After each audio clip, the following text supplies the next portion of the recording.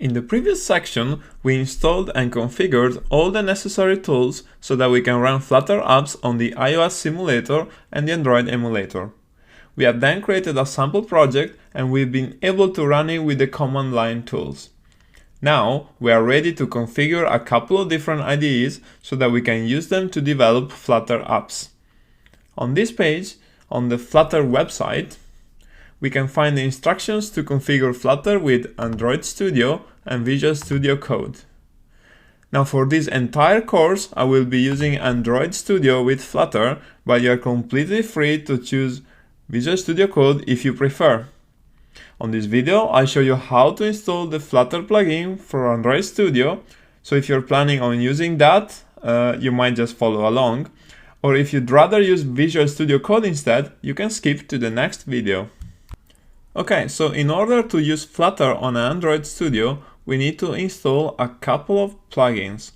So what we're going to do is to open up our Android Studio, and up at the top here, we're going to select Preferences, and then we go on this Plugins tab over here, which lists all the plugins that are available.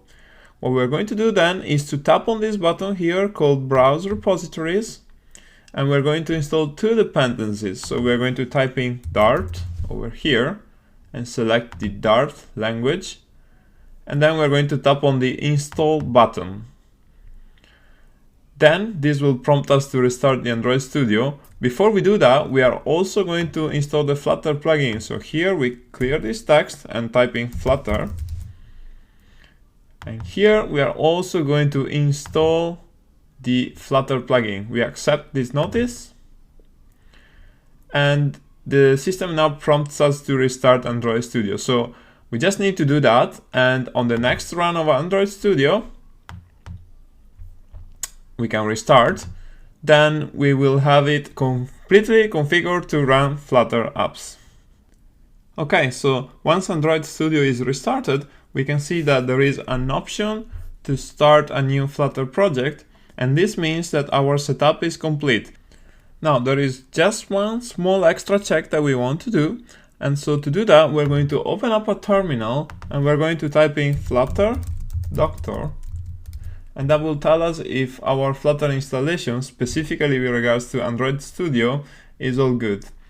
We can notice actually that here we get a warning says that some Android licenses are not accepted, and to run this command to resolve this matter. So we're just going to quickly copy and paste this. So if we run this command, it's going to ask us whether we want to review the licenses. So we're going to type yes. And once the license shows up, we can type in yes as well. And yes again for all of them. All right, we're all good. So now we should be able to run our Flutter Doctor once again, and with some luck, now our setup for Android Studio will be complete. So it looks like everything is now ready, and we have completed our Flutter plugin setup and installation for Android Studio.